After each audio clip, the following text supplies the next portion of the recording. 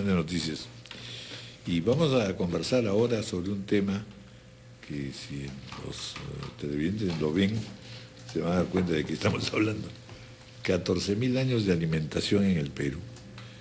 Es un volumen verdaderamente enorme, qué maravilla. pero sobre todo apasionante, porque de alguna manera reúne muchos esfuerzos que se han venido dando y les da una complejidad, un sentido mayor. Estamos hablando del profesor Elmo León, arqueólogo, doctor en filosofía en la Universidad de Bonn, Alemania, profesor en la Católica e investigador de la Universidad de San Martín de Porres, que naturalmente tiene que tener una primera virtud que se llama la más larga de las paciencias.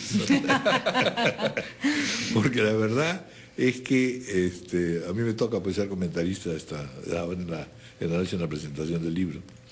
La verdad que para mí es una cosa asombrosa, porque simple y llanamente cómo se puede uno enterar en tanto detalle para saber cuáles son los alimentos originales, los alimentos que han continuado en el mundo colonial, republicano, hasta contemporáneo, qué se ha ganado, qué se ha perdido, y finalmente, efectivamente, la enorme abundancia de estudios que se han realizado, donde usted rinde homenaje además a figuras magníficas, honorables de la historia de la arqueología, de la botánica, etc.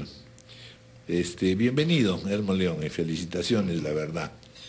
Gracias. Yo me temo que usted empezó preocupándose, digamos, por el origen de la papa, y finalmente terminó en 14.000 años de alimentación en el Perú. ¿Cuánto tiempo le ha tomado este trabajo? Bueno, en primer lugar, gracias por la invitación. La idea del libro surge fundamentalmente a partir de una invitación de Johan Louridán, el decano de la Facultad de Turismo y Comunicación de la Universidad de San Martín de Porres. En general, el libro me ha demandado aproximadamente 5 años de trabajo, ¿no? Fue justamente a raíz de la invitación del decano que yo empecé a trabajar en él a partir del 2008, literalmente.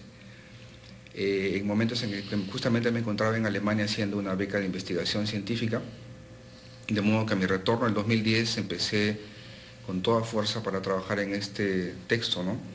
Entonces es una acumulación más o menos de 5 años en total el trabajo, ¿no? Sí. Ahora, se comprende en muchos aspectos, ¿no es cierto? Eso es lo que también le da una complejidad y una riqueza al libro, porque por lo pronto nos permite conocer lo que se llama la paleoalimentación, ¿no es cierto? Todo lo que antecede a los alimentos prehistóricos y la reconstrucción de los mismos. Es decir, que hoy día hay muchas ciencias que permiten poder llegar a muchas precisiones que antes no se tenían, ¿no es cierto? Exacto. Cuéntenos un poco cuáles son esas disciplinas. Bueno, hasta lo que pasa es lo siguiente, que la información que se tiene realmente del campo de la alimentación prehispánica hasta hace unos 20 o 30 años estaba basada fundamentalmente en 2 fuentes. La cerámica, que es lo más conocido, y en segundo lugar en las fuentes de los cronistas, post-ocupación incaica. La cerámica mocho, por ejemplo, qué descriptiva, ¿no? Completamente, pero magnífica. Es ahí justamente donde radica el rol de la importancia que tiene en este campo las ciencias holísticas, ¿no? Tratar de aproximarse de manera sistemática. Entonces, el libro lo que presenta realmente es justamente una aproximación holística con nuevas ciencias que se han incorporado a la historia de hace un tiempo. Entonces yo comentaba justamente que son ciencias que uno no se imaginaría completamente vinculados con humanidad. En efecto, a un colega yo le comentaba, por ejemplo, si había visto CSI, Miami, ¿no? O New York, una serie de criminalística en la televisión. Trabajamos mucho de la mano con ellos, porque nos permite saber, por ejemplo, a nivel de elementos traza en hueso, de qué ha vivido la persona, qué se ha alimentado durante su vida, ¿no? De la misma manera, por ejemplo, por la dentadura, ¿no? Exactamente, la dentadura también permite saber el tipo de atrición, el tipo de consumo que ha habido antes. Igualmente, por ejemplo, cuando estamos en una excavación encontramos coprolitos o restos fecales de la persona. Entonces, exactamente igual que cuando uno está enfermo y lleva las heces al laboratorio, el laboratorista se encarga de ver el tema, digamos, de la documentación de qué ha comido la persona, de qué males ha padecido. Toda esa información ya está publicada en revistas de ciencia, lamentablemente mayormente extranjeras, hay que decirlo. La investigación científica en Perú todavía sí, claro, tiene ese mal, digamos, ¿no? Endémico parece. Entonces el libro tiene casi 800 publicaciones de base para poder reconstruir la dieta a partir de una serie de proxies, como se dice en inglés, vale decir informaciones de cada, desde el cabello humano hasta el hueso, ¿no? De modo que podemos reconstruir la dieta hasta cierto punto. Y también, por ejemplo, supongo que entran en juego conocimientos como qué productos son oriundos y cuáles fueron traídos por los españoles. Correctamente, por ejemplo, ¿no? correctamente. O sea, Sí. es casi natural que el peruano se haya alimentado de pescado desde sus inicios. Así es. Pero echarle limón no era una opción, ¿no? O sea, el ceviche, sí, tal cual lo conocemos, no era una opción. Sabes que hay ¿no? alimentos que no siendo andinos sí son americanos. Así es. Y llegan acá. Así es, exactamente.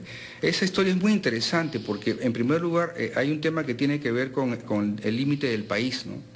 Hace 14.000 años o 10.000 años, evidentemente no había límite moderno del Perú, entonces eso hace que tengamos una visión mucho más macro del asunto, viendo cuáles son las plantas originarias del territorio andino, muchas de las cuales incluso han sido intercambiadas de manera permanente por medio del comercio con uno y otro punto del Perú actual, ¿no? Entre la Amazonía hasta la costa, ¿no? La adaptación del alimento. Esto hay varios tratadistas que en realidad, empezando por los grandes teóricos, Unidad Sabarán y todo, son evidentemente una conquista cultural. Así es. ¿No? Y quizá la más preciada. Sí, sí. ¿Qué cosas sabemos nosotros gracias al libro ahora? ¿Qué cosas fueron los principales alimentos en el Perú pre-Inca, luego Inca y finalmente sí. A posteriori, sí. ya con la venida de sí. influencia europea? Yo creo que probablemente dos de las fuentes más importantes de alimentación prehispánica en el Perú definitivamente ha sido en primer lugar la agricultura, ¿no?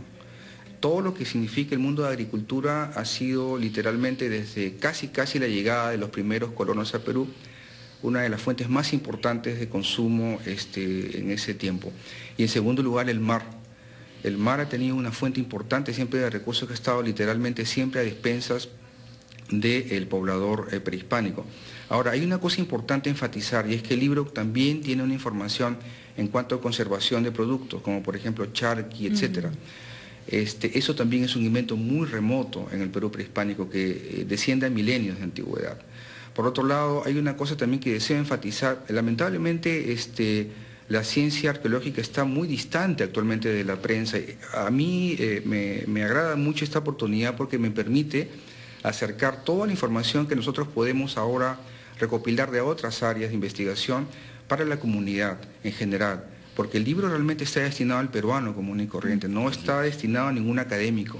Mi intención es decir a la gente que hay 326 productos autóctonos de aquí y que al final, como usted bien dice, don Raúl, empezando, digamos, con el tema de paleodieta, termino un poco en el tema del pasado, porque mi recomendación es acudir a la biodiversidad, que hemos perdido lamentablemente por una serie de factores. Estamos globalizados, consumiendo siempre el pollo a la brasa, etcétera. En general, yo creo que el libro justamente tiene esa misión, rescatar la información del pasado y ver cómo nuestros ancestros han comido y cómo podemos recuperar eso para una salud. Y la otra cosa que es interesantísima, en realidad, y apasionante del libro, es viendo cómo evolucionan los alimentos y los cuidados que se van tomando. Y entonces la primera reflexión que hace es, en verdad, así como hay todo un arte y una sabiduría para utilizar tales y cuales alimentos, adaptándolos, porque algunos en realidad son venenosos y tal. Junto con eso hay otra gran sabiduría, que es el mantener la producción sin afectarla. Así es. ¿No? Un cuidado ecológico extraordinario, que los peruanos nos hemos perdido. Eso es espectacular, porque incluso yo creo que en un segundo volumen habría que hacer ese tipo de trabajo. La sabiduría ancestral ha llegado a tal punto de saber combinar, no sé si intuitivamente o vía experiencia, de manera eficiente combinación de productos. Por ejemplo, hay una famosa tríada que había publicado ya el famoso botánico Vavilov en los años 20. Se trata, por ejemplo, de la combinación entre el zapallo, el maíz y el frijol. En principio, si remontamos un poco la historia de la alimentación, lo que se ha comido antes en épocas más remotas ha sido zapallo. Así es. Y el oche no debe estar muy lejos, por cierto. O sea, hace 10.000 años o 9.000 se estaba comiendo ese tipo de planta aquí. Entonces, el zapallo tiene una forma de comportamiento interesante porque crece más o menos a ras de la tierra, no muy alto. Luego, en la historia del descubrimiento de los alimentos, surge el frijol. El frijol literalmente está en el Perú prehispánico hace más o menos unos 10.000 años. Y no el frijol que conocemos ahora, el canario, sino es un frijol negro redondeado, que también tiene una cantidad importante de proteínas. Y posteriormente viene el maíz, ¿no? Lo interesante es que esta gente se adaptó, como usted bien dice, tratando de aprovechar las circunstancias de esa tríada famosa, en la cual el maíz crece en forma vertical, el frijol se enreda para protegerlo y al final el contrafuerte lo hace la calabaza o Es espectacular. Pero ¿y la papa dónde está? La papa surge... El camote. Sí. Los andenes, ¿no? Que son otra muestra de aprovechar exactamente, sí. las distintas alturas que son la base de la biodiversidad. En efecto, ¿no? sí. La papa, en principio, el libro tiene una información también muy interesante, a mi modo de ver, modestia aparte, y es que en el tema de cronología, por ejemplo, con el tema de la papa, y esto para todos los demás productos, hay una cosa interesante. El libro presenta por primera vez en calidad de primicia una real antigüedad de cada producto. Eso, pues, porque el radiocarbono tiene una historia que acá no la voy a poder contar, es un poco larga, pero de lo que se trata es de corregir o convertir en años calendario años radiocarbónicos. Entonces, eso trae como consecuencia una serie de cambios radicales en cuanto a cronología de productos. Claro. Entonces, la papa más antigua... Claro, ¿no? La papa más antigua consumía literalmente... Es un libro que en realidad debería demandarnos una semana. Sí. Tú sabes que mi primera comisión periodística de la vida, Raúl, fue ¿qué comía el señor de Zipán? Esa fue la primera comisión que me encargaron y aprendí bueno, mucho de lo otra que cosa que impresiona mucho en realidad es la cantidad, ya no solo de fuentes, sino de locales y sitios donde se ubican los alimentos, ¿no? Que van desde Guitarrero, en fin, una serie de sitios que uno dice... ¿Cómo no he tenido yo ocasión de conocerlos y visitarlos todos? ¿No? Además hemos tenido la suerte de que parte de las costumbres de ritos de fúnebres sea enterrar a los muertos con sus alimentos. Así es, ¿no? Y eso también era como una ayudita. Exacto, se preserva muy bien. Por lo menos cuál era el plato preferido del muerto, si podíamos saber. Sí, en efecto. En el mundo moche, por ejemplo, se puede reconstruir perfectamente la dieta, porque la gente ha trabajado muy bien, sabíamos que comían cuy, sabíamos que comían mucho maíz. Todo. No, yo creo que los moches han sido los protoperiodistas de este país. Qué manera de documentarlo todo, por Dios. Sí. Muy fidedigno. Son los acuarios de su tiempo.